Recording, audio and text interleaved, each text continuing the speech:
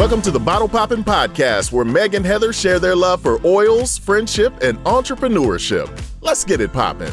Hey everyone, this is Meg. Hi, this is Heather. And we are the Bottle Poppin' Podcast. So what are we popping open today?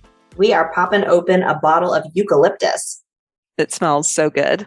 It smells so good. It smells very clean to me. Mm-hmm. Mm-hmm. This is one that I feel like you walk into the spa, this is what you smell. Yeah, totally agree. It's such an interesting smell to me because it is like minty, but it's not the type of minty that gives me like a jolt of energy. So like with peppermint, when I smell peppermint, I'm like, okay, I'm awake. Let's go. Let's do stuff. And this is like, like a breath of fresh air. Wow. Even though it's minty. That's such a good description because I totally agree. Yes, I smell the minty. I smell a little bit of the herbal. Mm-hmm. But at the same time, it is a very calming mint. It's not the energetic mint. That was a great description. Well, thank you. I do this professionally. So let's talk about what this does for us. So I primarily use eucalyptus with respiratory things. I think it's just kind of the first thing that I feel like I want to diffuse if, we're congested or whatever. Mm-hmm. It's in Breathe. And so it feels like it goes well in the diffuser with lemon or something like that. I think we've probably used this in one of those steam mug things before just to kind of open us up as well. Do you want to talk through that? Because I bet there's people who don't know about the steam mug and it's such a simple, easy way to open up your sinuses. So why don't you walk through what you do for that? Sure. So we either boil some water in a kettle or put some water into a mug and microwave it, but we get the water nice and hot and steamy. And then we usually put just 1 drop of eucalyptus and 1 drop of lemon, let's say, because your face is going to be right over it. So we don't need it too strong. But you just get real close where the steam's going to kind of come up into your face. It works really well if you take a towel or something and put it over your head and shoulders. So it kind of creates a little steam space right there. And you just take some deep breaths and just breathe in the steam. Come out of the towel for a second and then head back in. But the kids actually really like doing this too. That's really cool. And I will say, and you probably don't have to do this with the eucalyptus and the lemon that you mentioned, but I sometimes do that with On Guard as well. And since that's got spicier oils in it, close your eyes because the steam can get in your eyes and be kind of uncomfortable. And even with Breathe too, because I feel like that is the same thing, which I think is why we've kind of gone the direction of just these single oils, especially with the kids, because it's just a little bit more mild, but still does the trick. Yeah. Yeah. I love that tip.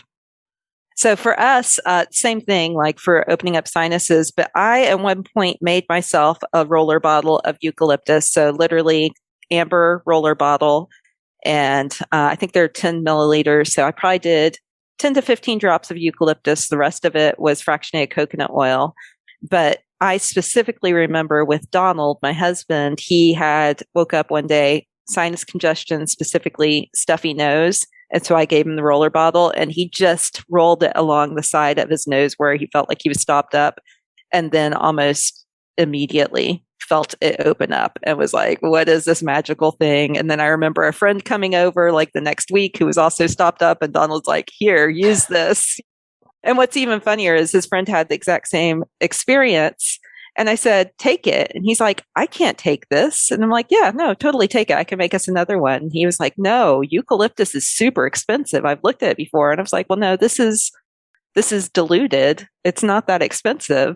And he was like, I don't understand what you mean. And he's like, can I give you $50? I'm like, no, it's not worth $50. Like, just take it. Cause it's literally like when you do that type of stuff, I don't know. I probably should have looked this up beforehand, but the cost per drop of eucalyptus is probably, less than 10 cents. So like it didn't cost me even $1 most likely to create this roller ball. And it's such an effective way to use it. All right. So while you were talking, I went ahead and did the math. So a 15 ml bottle is $19 wholesale, which is the price we get it for being wholesale members. And that breaks down to 0.076 cents per drop. Yeah. So yes. So Even So if you cheap. even if you put 10 drops in there, it's 70 cents. Right. Maybe I should have taken his $50. Honesty is always better, Meg. No, it totally is. I do not regret that at all. But also, it's just so interesting how we feel like we need to spend a lot of money to have good results, and it doesn't have to be the case. And something like this is so powerful. I mean, just think about your steam cup. That was what, less than a cent? Yeah. Well, and I think that's worth mentioning since we're talking about it anyways. We've talked about this previously when we've talked about how to use oils, but what Meg's talking about with the roller bottle, it's such a simple way to make your oils last a really long time. And diluting oils does not make them any less potent. It actually is going to allow them to sit on the skin longer, take longer to get penetrated into the skin so that they can get into your bloodstream, which means that they're going to last longer as well. So not just last longer from what you have in the bottle, but last longer for each topical application too. So when I first got oils, I had so much fun being my own little mixologist of making so many roller bottles of different combinations that we needed in our house. And the bottles themselves last so long when you're using it that way. Yeah. Yeah. No, eucalyptus is pretty awesome. And all oils, the fact that you can do that. I will say the one thing, because I used to create roller bottles for everything. Thankfully, now doTERRA actually sells a lot of oils in roller bottles. They don't sell eucalyptus. So there are oils that maybe you don't reach for as often.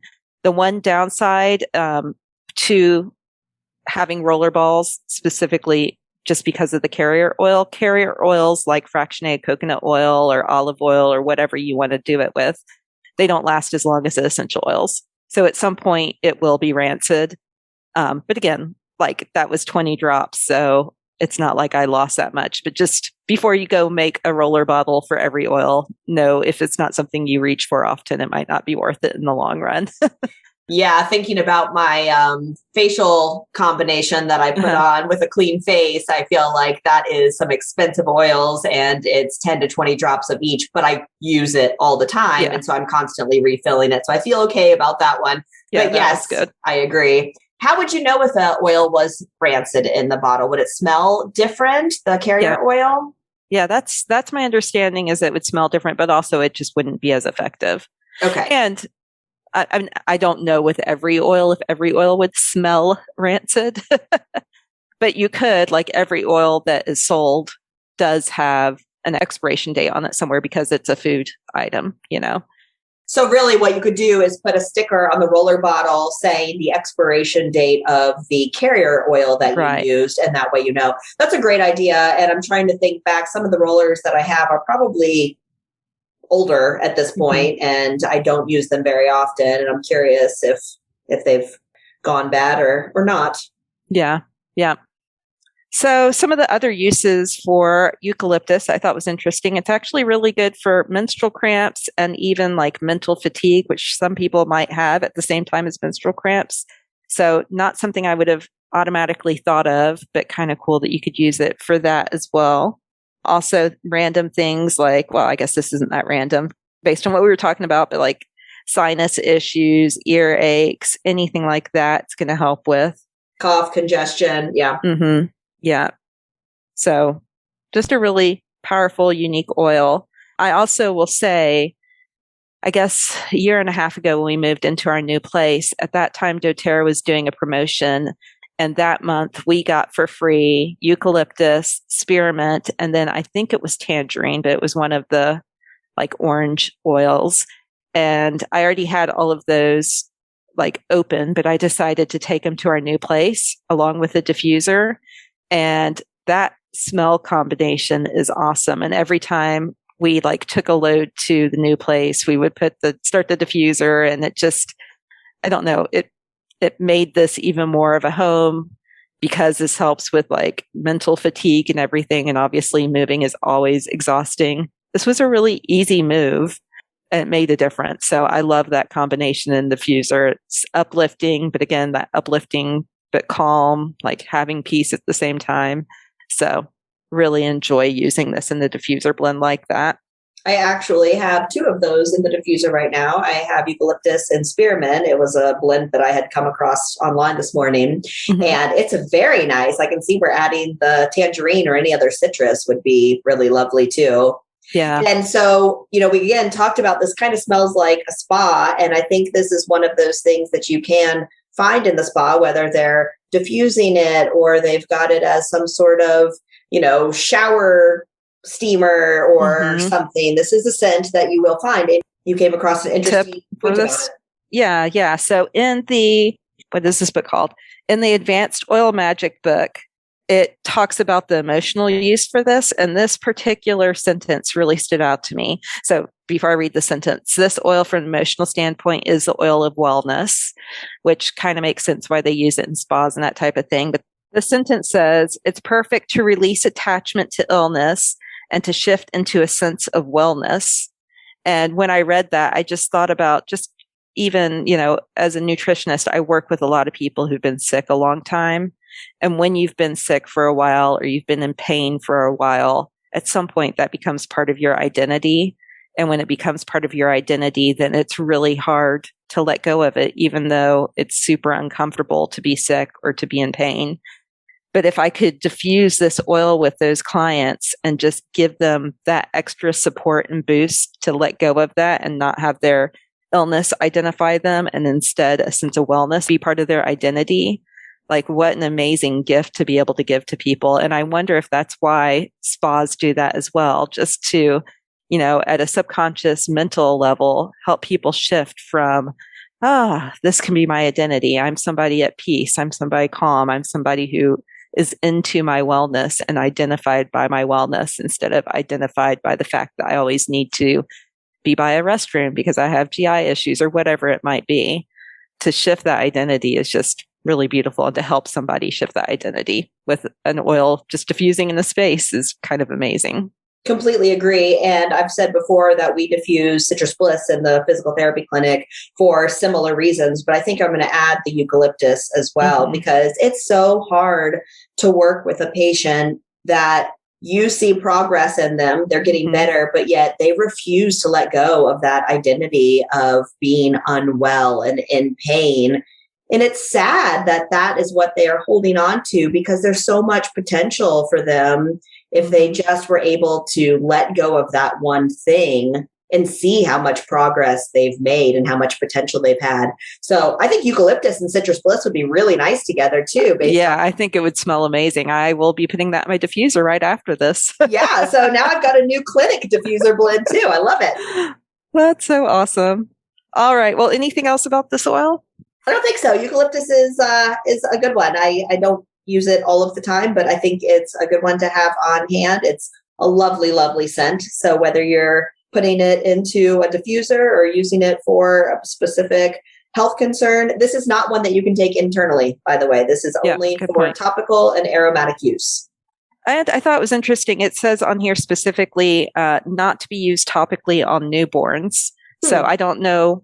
I mean, I do know newborns have more sensitive skin, but I don't often see those specific requirements, but worth calling out as well. Yeah. In case you have a newborn who's got the sinus issues, don't do what I did with my husband and put it on their nose. No, but I think that it's important to note that with small children, I feel like it's always better to diffuse anyways. I feel like, yes, there are a few like lavender that you can heavily dilute and put on the small child, but diffusing is always an easy way. And even with diffusing, you need less drops than what you would diffuse for yourself. So in our diffuser out in the living room, a bigger space, I'll put 6 to 8 drops of whatever, just because I wanted to fill that space. If I had a diffuser in my children's room when they were small, it was 1 to 2 drops. It was not very much. They're really sensitive to it, but it's still going to be effective. Yeah. Awesome. Well, we hope you learned something new about eucalyptus, and go pop it open, put it in your diffuser with, the mints or the citrus oils that we've been talking about, and enjoy it. So thank you so much for listening. If you enjoyed this, please subscribe to our podcast and let others know about this podcast. We definitely always come with an intention of helping you learn something new about how to use your oils. And so we hope that you help spread that message as well. So we also, every third Thursday, except for the month of September, we have our Ask Us Anything Zoom call. So if you want to connect with us and ask us literally anything, we'll be available then. And you can sign up for that, register for that. Again, it's totally free, but you can register for it on our social media or on our website, bottlepoppingpodcast.com. All right. Have a great week. We'll be back next Friday with another episode.